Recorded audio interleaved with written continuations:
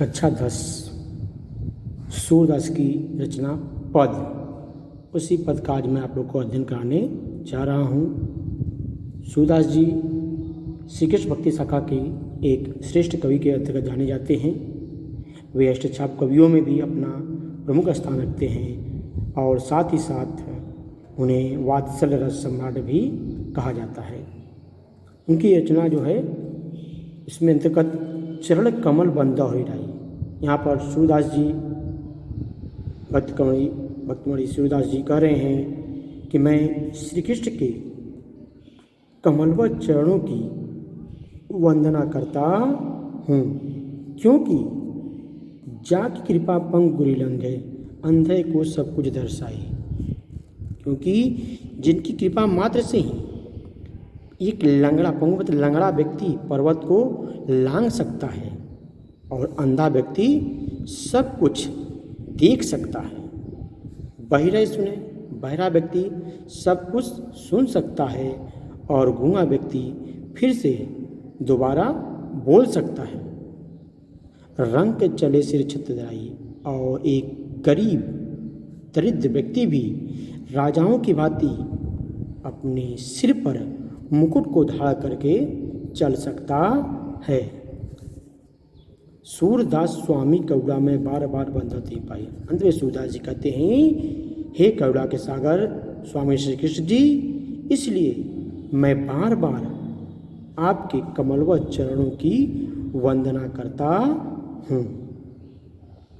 फिर एक बात देखिएगा आप लोग, यहाँ पर भक्त शिरोमणि सूरदास जी श्री कृष्ण की वंदना करते हुए कह रहे हैं कि हे प्रभु, मैं आपके कमलवत चरणों की बार बार वंदना करता हूँ, क्योंकि अगर आपकी जिसके ऊपर कृपा हो जाए और कृपा मात्र से ही एक पंखमत लंगड़ा व्यक्ति भी पर्वत को लांघ जाता है और एक अंधा व्यक्ति सब कुछ देखने लगता है और बहिरा व्यक्ति सब कुछ सुनने लगता है और गूंगा व्यक्ति फिर से बोलने लगता है और एक गरीब व्यक्ति भी राजाओं की भांति अपने सिर पर मुकुट को धारण करके चलने लगता है।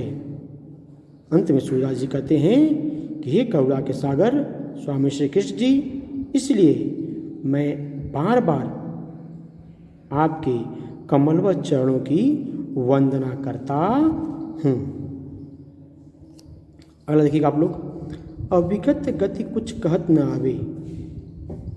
यहाँ पर सूरदास जी निराकार ब्रह्म के बारे में बताते हुए कह रहे हैं कि जो निराकार ब्रह्म है उसके बारे में चिंतन करना या उसके बारे में बताना संभव नहीं है, क्योंकि जो गूंगे मीठे फल को रस अंतर्गत ही भावे।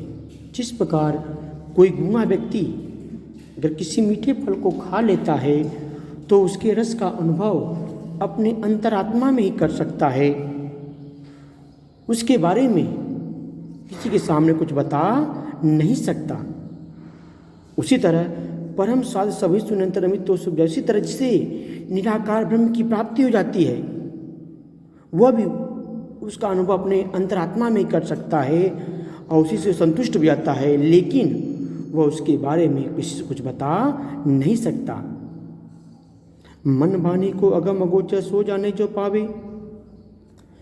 जो निराकार ब्रह्म है वह हमारे मन और वाणी से न तो अगम मतलब जिसके पास पहुंच न सके, अगोचर मतलब जिसे हम देख न सके। अर्थात जो निराकार ब्रह्म है वह हमारे मन और वाणी से न तो उसके पास हम पहुंच सकते हैं और न ही उसे हम देख सकते हैं। सो जाने जो पावे, जो जानता है वही उन्हें प्राप्त कर सकता है। रूप रेख गुण जाति जुगति बिन निरालंब कित धावे। आगे सूरदास जी कहते हैं कि उस निराकार ब्रह्म का न तो कोई रूप है और न ही कोई आकृति है और न ही उसकी कोई विशेषता है और न ही वह किसी जाति से संबंध रखने वाला है और जुगति बिन और अन्य युक्तियों से भी उसे प्राप्त नहीं किया जा सकता है। अर्थात जिसका कोई आधार ही नहीं है उसे हम कैसे प्राप्त कर सकते हैं। वह जो निराकार ब्रह्म है उसका न तो कोई रूप है, न ही कोई आकृति है, और न ही उसकी कोई गुण अर्थात कोई विशेषता है, और न ही वह किसी जाति से संबंध रखने वाला है, और न ही उसे अन्य किसी दूसरी युक्ति के द्वारा भी प्राप्त किया जा सकता है। अर्थात जिसका कोई आधार ही नहीं है उस निराधार को हम कैसे प्राप्त कर सकते हैं। इसलिए सब विधि अगम विचारें ताते सूर सगुन पद गावे। इसलिए सूरदास जी कहते हैं कि मैंने सब विधियों से विचार कर लिया है कि उस निराकार ब्रह्म को प्राप्त करना अनिश्चित है, मुश्किल है।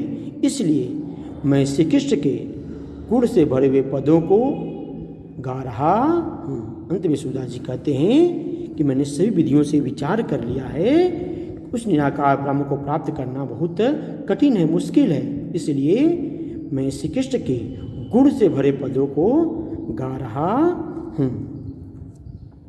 इस बात देख लीजिए, यहाँ पर कविवर सूरदास जी निराकार ब्रह्म के बारे में बताते हुए कह रहे हैं कि जो निराकार ब्रह्म है उसका चिंतन करना, उसके बारे में बताना निश्चित नहीं, अर्थात उस निराकार ब्रह्म के बारे में कुछ कहा नहीं जा सकता।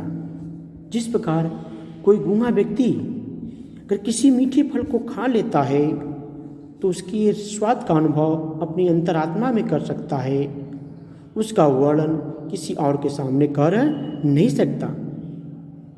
उसी तरह जिसे निराकार ब्रह्म की प्राप्ति हो जाती है उसे लगातार एक अलौकिक आनंद की प्राप्ति हो सकती है, लेकिन वह उसका अपने अनुभव अपने हृदय में कर सकता है, लेकिन वो किसी के सामने उसका वर्णन कर नहीं सकता है, और वह उसी से संतुष्ट भी हो जाया करता है। जो निराकार ब्रह्म है वह हमारे मन और वाणी से अगम अगोचर, हम न तो उसके पास जा सकते हैं न ही उसे देख सकते हैं। अर्थात जो निराकार ब्रह्म है वह हमारे मन और वाणी से अगम और अगोचर है। जो उसे जानता है वही उन्हें प्राप्त कर सकता है। आगे सूरदास जी कहते हैं कि रूप रेख गुण जाति जुगति बिन। उस निराकार ब्रह्म का न कोई रूप है, न कोई आकृति है, और न ही कोई गुण है, और न ही वह किसी जाति से संबंध रखने वाला है, और न इसे किसी अन्य युक्तियों के द्वारा भी प्राप्त किया जा सकता है। अर्थात जिसका कोई आधार ही नहीं है तो उसे हम कैसे प्राप्त कर सकते हैं। अंत में सूरदास जी कहते हैं कि मैंने सब विधियों से विचार कर लिया है कि उस निराकार ब्रह्म को प्राप्त करना कठिन है। इसलिए मैं सूरदास के गुण से भरे हुए पदों को गा रहा हूँ। ध्यान देंगे आप लोग, दोनों पदों को आप लोग देख लेंगे और इसका नोट्स भी बनाते चलेंगे। कल इसके आगे का आप लोगों को पढ़ाया जाएगा।